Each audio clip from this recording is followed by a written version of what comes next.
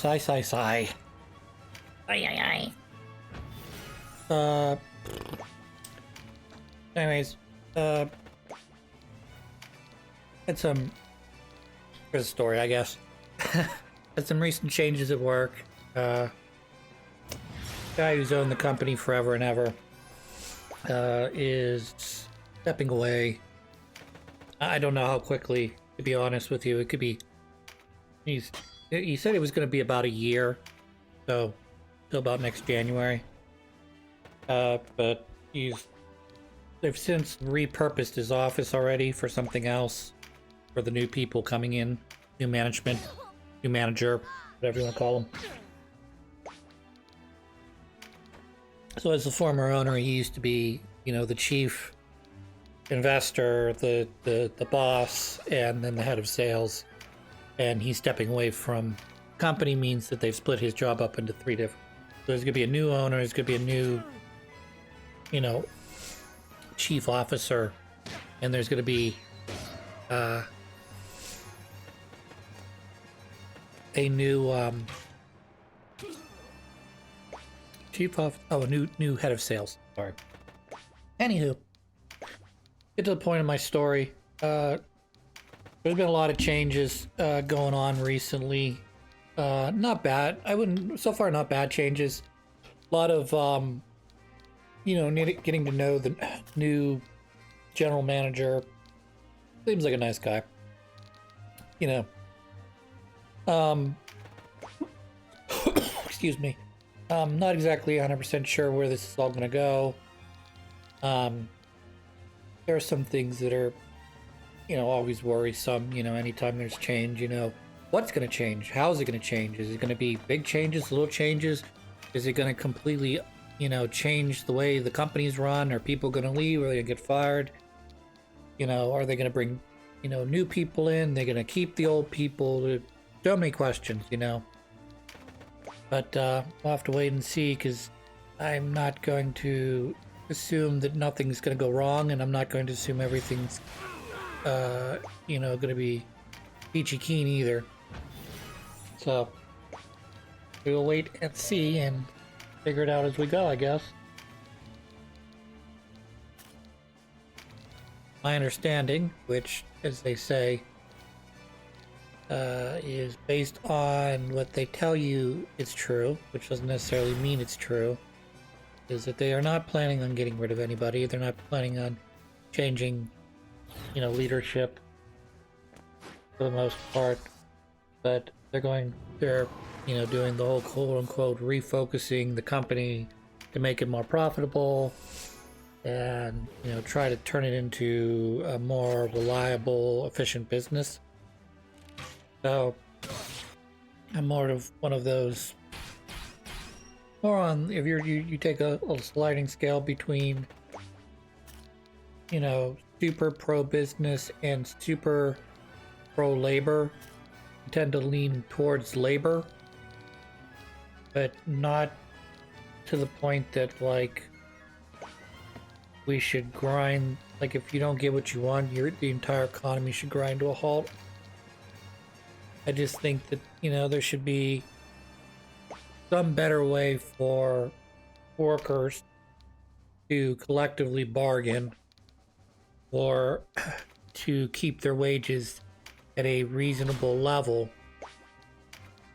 At the same time, you know, businesses can still make their profits, but, you know, should those profits be, in some cases, astronomical at the detriment of their workers, you know? Because, you know, one of the biggest things that comes out of your company, you know, aside from materials, is labor. You know, you have labor costs, you have material costs, you have machine burden costs, okay? And the point of any good business is to try to maximize profits while minimizing the expenses. So, I'm not going to explain this too much, because I'm pretty sure you can understand that, you know, aside from the clear necessities in this world, food, water, shelter, and even food, water, and shelter, you know, you can charge for.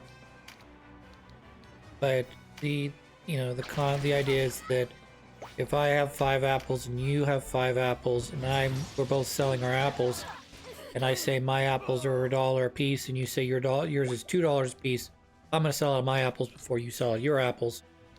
And depending if I manage to satisfy all of the people who want apples, your apples are gonna go to waste, and my apples have netted me a profit. But if I sell out of my $1 apples and you sell your $2 apples, then you've made twice the profit that I did. So,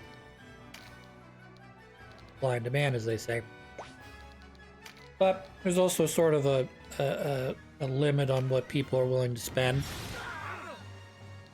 So if you say, you know, I'm willing to spend upwards of, say, $50 on a new set of earphones. Well, obviously, as the consumer, you're going to try and get the best value, i.e. the most quality and features for the least amount of money. Okay? Whereas a business's job is to basically say, well, it cost us $50 to make this, so we're going to sell it for $100 and we'll make a $50 profit. What's even better is if you say that it takes you $5 or $20, $5 or $10 to make those same earphones. And you get to pocket the rest of that in profit because there's an understanding that headphones of a certain quality are worth X amount of dollars, you know? Or whatever. So there's definitely been, in terms of my business, the one I work at anyway, it's not my business, business I work at, there's definitely been places where we've left money on the table, places where we could charge where we're not. Basically saying if there's a certain amount of labor that goes into doing this service, we should charge for it. Whereas the old owner was sort of like, well, no, that's part of the product we're selling. If you don't create a machine and either not teach the people how to use it or not leave an instruction manual, that's part of you buying the machine. You get the instruction manual, not extra. And I get that. But when it comes to well, I need to know what the machine's made of. It's like, well, do you really need that information, or is that information you want? Anyways, so just hope that they can make the company more profitable while keeping sales up, that sort of thing. There's certain things that need to be a little bit more streamlined as well, but been a lot of pushback on that over the years. Mainly because, some people don't. Obviously, we all have different ways of looking at things, and a lot of change, people don't want to make the change because it costs money, in R&D and all that other fun stuff that goes along with, upgrading a system or changing this or changing that. You have a certain amount of money that you want to put aside for projects like that, repair, maintenance, what have you. I don't know. It's to me, it's frustrating when on the payable side we nickel and dime everything, and we sort of skirt what is some people will call this just regular accounting games, but when you have a bill that's due on the 31st, okay, and you only pay, say, on Fridays, we'll say you cut checks on Fridays, okay, and so your choice is to either pay that item early or pay it late because the 30th or 31st or whatever date that due date we're talking about doesn't fall exactly on the 30th day of the, cycle. Okay. Plus, fun little side story to all this is anytime you make a payment, whether it be a check or electronic payment, it has to go through,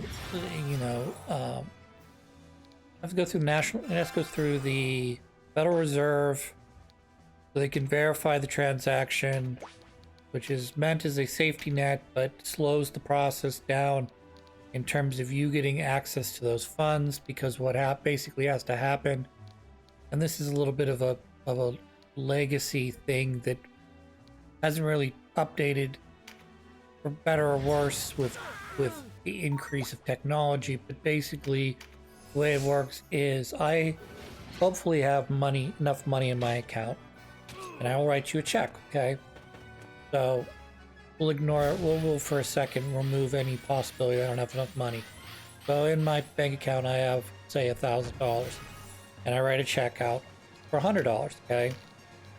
And I, give you that check, and you take that check to the bank, and you cash it. You deposit it, we'll say, okay? So the point when you deposit that money into the bank, okay? The bank hasn't taken my money out of my bank yet.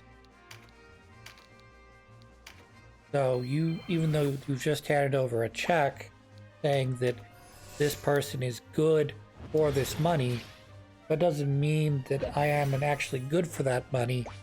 And then in turn, if the bank decides to give you money, i.e. cash the check, they're taking a risk that the check I handed you can be covered.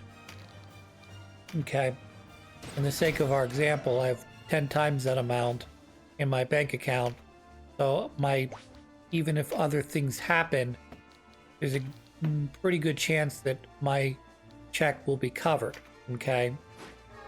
But what ends up happening is the check goes to the bank takes it, they send it to the Federal Reserve looks at it, they contact the opposing bank says, yes, the customer has this amount of money in his account, or no, he doesn't have that amount of money in his account. And then, again, for the sake of argument, I have the money. You take the money out of the account, it goes to the Federal Reserve, the Federal Reserve holds it for however long, let's say 15 seconds to a couple days, then they send a notification to the bank that they can they receive the funds from the Federal Reserve via my bank, and they can then make those funds available to you. Okay? So people will say, well, Chris, I've gone to the bank and had them cash checks before. That may be true, but what's actually happening in that situation is your bank is taking money out of your account and handing it to you, and that check is going to get processed like normal. You see it as, I'm cashing this $100 check. The bank sees it as, I'm going to take this check and get money from it in the next couple days, but in the meantime, you want $100 out of your own account. So what we're going to do is we're going to tentatively add $100 to your account, saying that you've deposited $100 with the promise that the check goes through.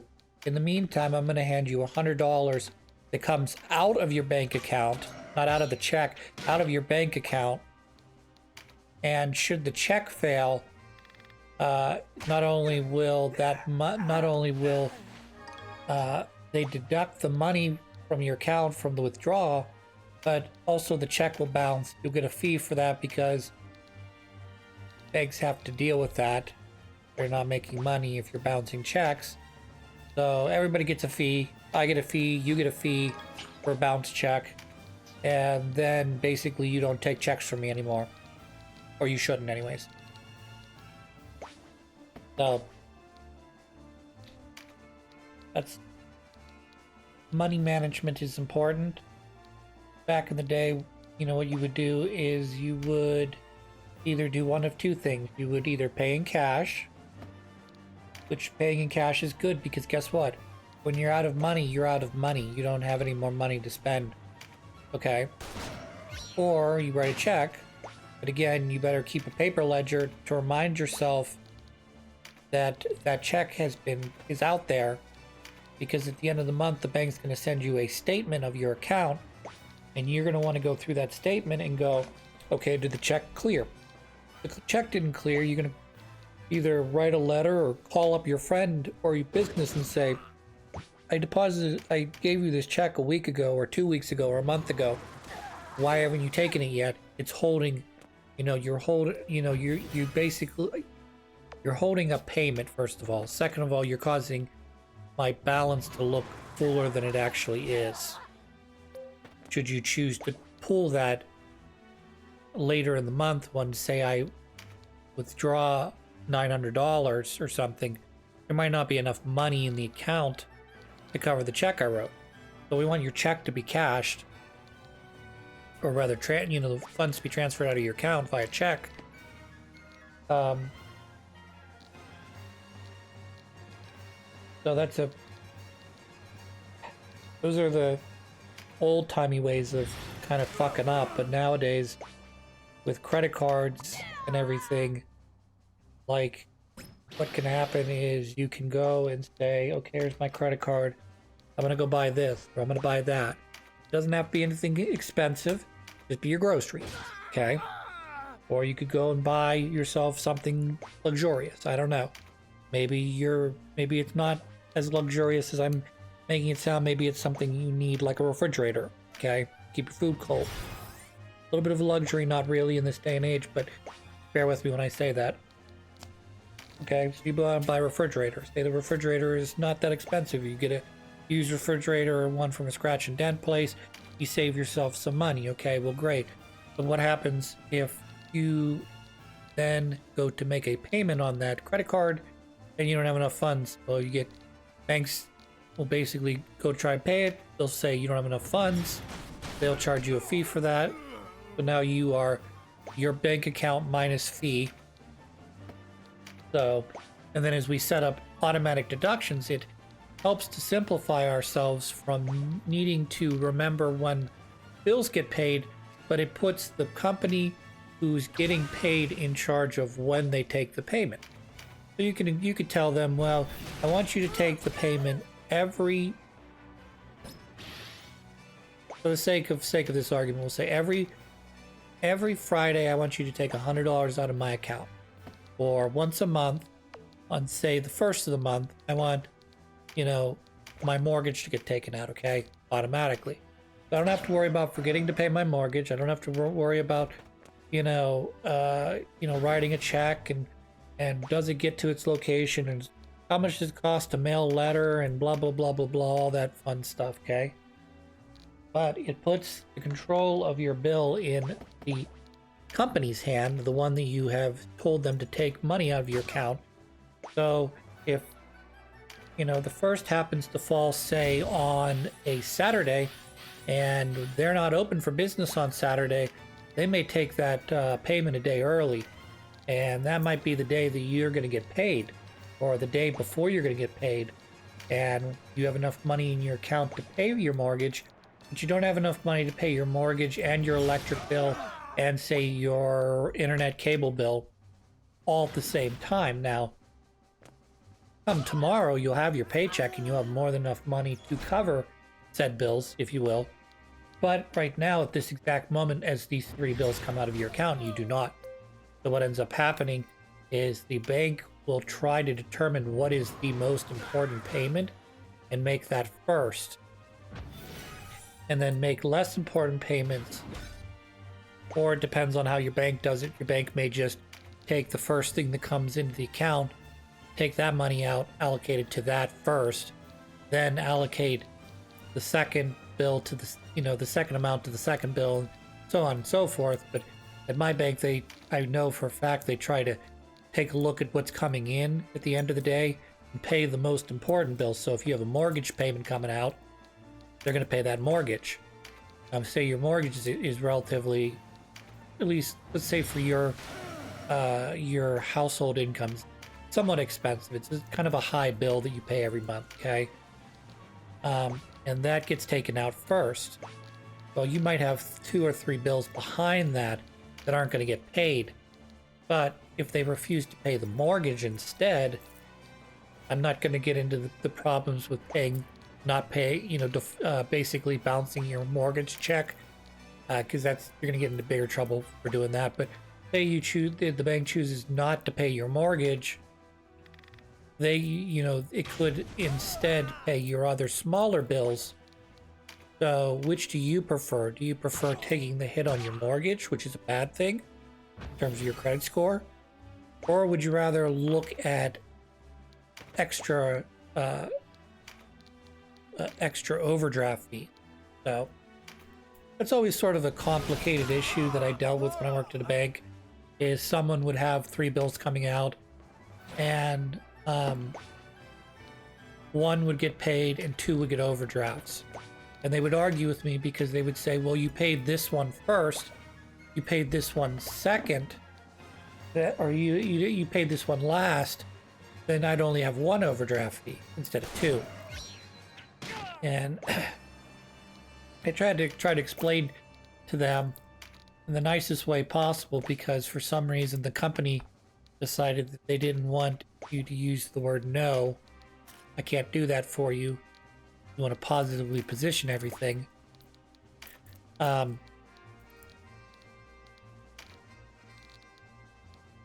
the bottom line is if you have money that you know is going to go out, whether it's the first of the month, the last of the month, the middle of the month, some random Tuesday every month, or just a random day, throw a dart, it's going to hit somewhere between the first and, say, the last day of the month. The thing that I would always tell people is, if you have automatic things coming out of your account, you need to account for those things as soon as the month rolls over. So if you pay on the 1st, you pay on the 31st, you need to look at that month's bill as already been taken out of your account. And I understand that's difficult, because you look at your balance and you say, I have $1,000 in my account, I'm good to go. But you have to be hyper aware as an individual, particularly in this day and age, of what you've promised out, and basically either tell your... It is only a matter of time before your castle falls. Lay down your sword if you value your life. Would you do the same were you the defender here? No. Or would honor prevent you as it does me? It does. The backroom. So anyways, but what I'm trying to get at is, at the beginning of every month, you need to either make you should really either make a paper ledger, or if you have an online banking system, somehow figure a way out to have the banking, the online system automatically show that money out of your account at the first of every month. And then as that bill comes in, you're looking, say, you owe, in the course of a month, between all of your different bills, you owe, let's say a nice round number like $1,000, okay? I know it's a lot more than that in today's day and age, but nice round number, you owe $1,000, okay? You have whatever amount of money in your account right now at the first of the month, okay? Take $1,000 off that. Either know that the $1,000 is going to come out of your account, and basically say, whatever I see here, I have to have a buffer of at least $1,000 in my account. That way I know that I'm always ahead, no matter what bill is coming in at any given time. Or you could tell the system, hey, plan on these bills. I don't know how smart online banking is anymore, but plan on having these bills. And as those bills come in, instead of you looking at your total available, your total available account is that is available to you in excess of your bills. You get what I'm saying? So, at no point when you look at your balance online are you ever going, did this bill come out? Again, you either have enough money put away that you always have at least the amount of money in reserve to cover all of your bills, or you need to already pre-plan that ahead of time. However you do it, paper ledger, whatever. And I understand it's a lot easier to spend the money than it is to save the money. You know, if you're thinking about it, think about it this way, okay? So I wake up in the morning and I have a couple options. You know, I can eat breakfast or not eat breakfast, okay? If I decide to not eat breakfast, well, that's a certain amount of money I'm saving. How much? I don't know how you could really quantify that without saying this is the amount I would have eaten if I had a chance, if I had the money. Okay. Maybe you don't eat lunch, maybe you don't eat breakfast. I don't know. Okay. But you say you do decide to eat breakfast or you have a cup of coffee or something, you have to, you know, you have to understand that's going to cost a certain amount of money. If I go outside my house, instead of making the coffee in my house, I go outside my house and go to Starbucks or a coffee shop, any coffee shop. It's going to cost me money because I'm paying for not only the coffee, but their labor and their rent and everything else. So, well, maybe that doesn't matter to you. Okay, great. But that's a cost, okay? It's a small cost, a big cost. I don't know how much that costs you over the course of a month. You know, you do it once a month, you do it every day. I don't know. You buy a cup of coffee, you know, a regular black cup of coffee, or do you get some sort of sugary, creamy, you know, mixed, I want to call it a mixed drink. It's whatever you call coffee, like a flavored, you know, non-black Americano coffee. Okay. You want to do small, you want to do medium and large, that's your choice. They each have different values. Okay, great. Blah, blah, blah. Plus the time it takes you to either make the coffee at home, get it on the road, waiting in line, not waiting in line, driving, drinking it, waiting till you get to work, make your cup of coffee there. I don't know, okay? But everything has an expense, everything has a savings. And at the end of the month, you have to be okay with what you've spent, you know? It's very easy to take that little plastic piece of credit card in your pocket or your debit card and go swipe, swipe, swipe, swipe, swipe. Because you're not seeing it, you're not feeling the burden because it's not physically coming out of your wallet. It's just a little piece of plastic that, you know, you don't see the bill till the end of the month or till you look online, what have you. And then comes time to pay that bill and now you're in trouble because you spent too much money. Not on coffee. Not usually on coffee. It can be partly in that's what boomers like to say. Yeah, your avocado toast and your mocha lattes. That's why you so poor and can't afford a house. Yeah, the $3 of coffee I spend, let's say, if even that, you spend $3 a day in coffee. I don't have my. This is another problem with America today. I can't do basic mental math in my head. So $3 a day times, say, 300 days, we'll say. That would be, what, $900 a year. Which seems not that bad overall, because you're talking about 300 days with 65 being non-coffee drinking days, which means that you would skip drinking coffee every one day every week with the additional 15 days in between where you're not drinking coffee. That would be what?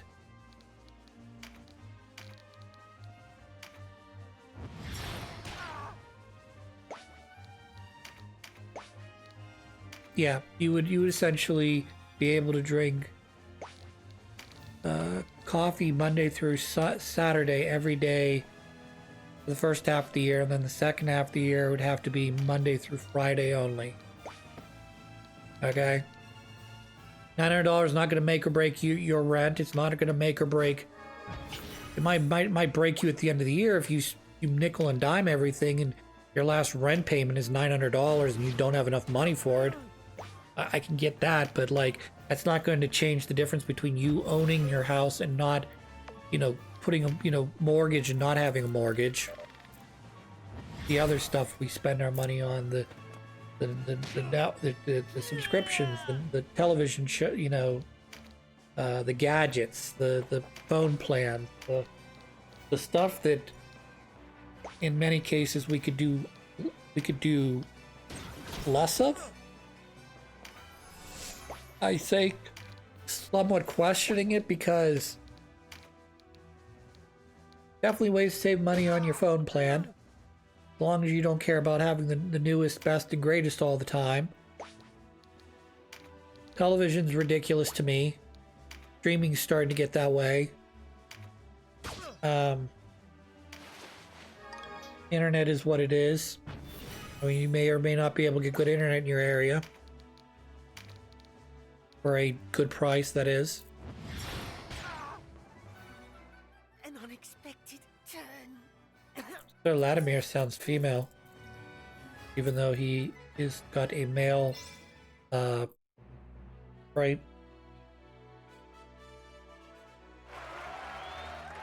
Hooray! Alright, we're gonna cut the episode, gonna come back. We are going to be fighting the, whatever.